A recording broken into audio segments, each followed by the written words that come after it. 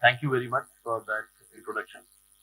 And thank you, Alex, for organizing this session today, which I think is of great importance. We are very lucky to have with us Dr. Nalnaksh Vyas, who has been a friend, I would say, of Indian Railways and technology implementation in Indian Railways through the years, because he has been associated with railways for the past 25 to 30 years at least. And Mr. Loknath Behra, it is really a privilege to have him. He is a senior IPS officer. He was Director General of Police in Kerala. And then from there, he became the CEO of the Kochi Metro Rail Corporation. And under him, Kochi Metro has achieved many milestones. You would have heard of the water metro in Kochi, and that Kochi water metro is basically his brainchild. So we are very lucky to have him.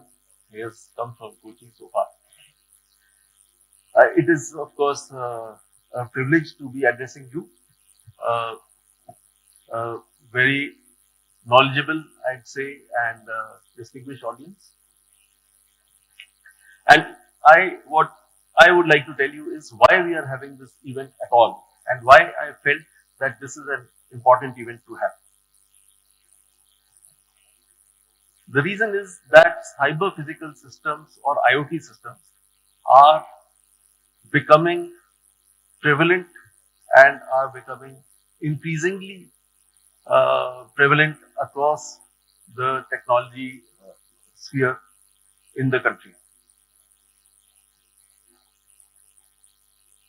The applicability to railways and the transport sector in general of cyber physical systems and IoT systems is very great.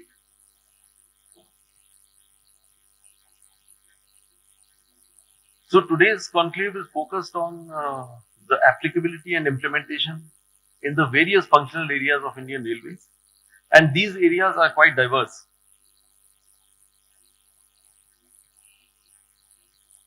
We already see the utilization of cyber physical systems or IoT devices in different areas. For example, SCADA systems, in-motion way bridges already in use, track recording cars have been in use for so many years, data loggers, OMRS, RTIS, they are all examples of cyber physical systems, or what we commonly know as IoT systems, Internet of Things. But what we see is that there is no synergy amongst the implementations in the railways in general and even in the transportation sector. So the need is to have a synergy amongst the implementations. What is different in these? I mean, why are we looking at cyber physical systems differently from our normal IT system? The reason is that there is a component of real-time operation in cyber physical systems. So you have to have an understanding of real-time operating systems. You have to have an understanding of data flows which move in near real time. And the second characteristic is that these systems are normally placed in remote locations. So they are in remote locations. They are normally unmanned, and that is the beauty of having cyber physical systems in any case, because there is a certain degree of autonomy in these systems. They are autonomous systems. They are meant to be unmanned. They may very often be in harsh platforms, in harsh environments. They may not have access to power in many cases, so they were dependent on batteries. They may not have access to reliable networks in some cases, so you have these low power, wide area networks. So these characteristics of cyber physical systems make them specially complex.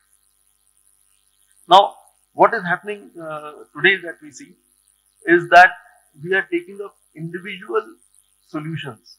For example, SCADA systems in one division, independent of SCADA systems somewhere in another division. For security reasons, we may be air gapping. SCADA systems are all air gaps. SCADA systems are used for managing the TRD, the power that goes from traction power, the power that drives trains. So there is a security element there, and therefore we keep them separate. But for how long can we keep these systems independent of each other, isolated from each other? In today's age of information flowing across the internet, information flowing across networks, and we needing to take decisions based on the data that is captured by such systems. So we want to capture information at source, and we want to analyze that information, so it has to necessarily move through a network. If we implement these systems independently, then it is a mammoth task. Each system, imagine you want to run a Rajdhani service from Delhi to Mumbai, you lay a separate track, have a separate signaling system. You want to run another service from Delhi to Calcutta, you lay a separate track, have a separate signaling system. It is not a viable approach at all.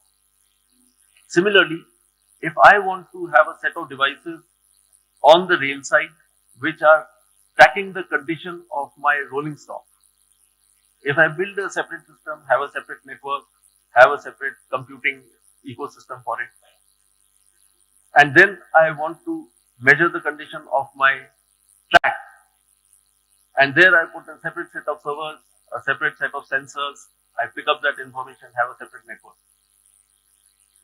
It will be very difficult to manage. Very soon you will be swamped, and you will have individual network devices, you will have individual network segments. Last mile will be a problem. Where you will do your computing will be an issue. So this is not viable in the long term. So in the long run, you need to have synergy amongst all these systems, and that is the reason why we have today's session. It is supposed to be a small beginning to try to see where commonalities can emerge, where standards can be set, where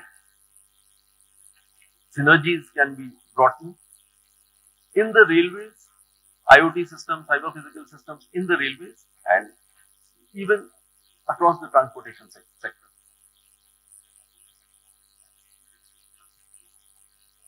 So again, today we have a mix of academia, we have industry, we have end users of different types. We have railways, we have NCRTC, we have RailTel, we have rights, and we have, of course, industry. You must have seen, we have IBM, we have got Fortinet, and so many other people are there, Intel. These are all organizations that are operating in this ecosystem, in the ecosystem of IoT and cyber physical systems.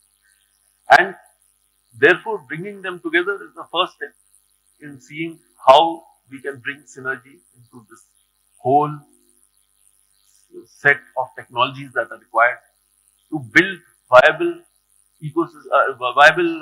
IT systems based on cyber physical systems and IoT, quickly, effectively, cost effectively, build the skills that we need. That is the need of the day. Expertise exists in IITs. There's a lot of expertise in IIT Kanpur. We have people from IIT Madras, experts from IIT Madras. So expertise exists, we have to tap that expertise. Expertise exists in the industry, we have to tap that expertise. We have to build up our capabilities, and then we have an India stack for financial systems. Similarly, we need to build a stack for IoT systems on which we can latch on quickly whenever we need a new system entry. So that was the purpose of this whole exercise, and we have a distinguished set of speakers in this session and in further sessions also. So I hope that today, with your help, active, please ask questions, please get your doubts clarified, please visit the industry booths and see how the technology is evolving. And I hope that this will be the first step in moving towards IoT and cyber physical systems ecosystem within railways and the transportation sector. Thank you.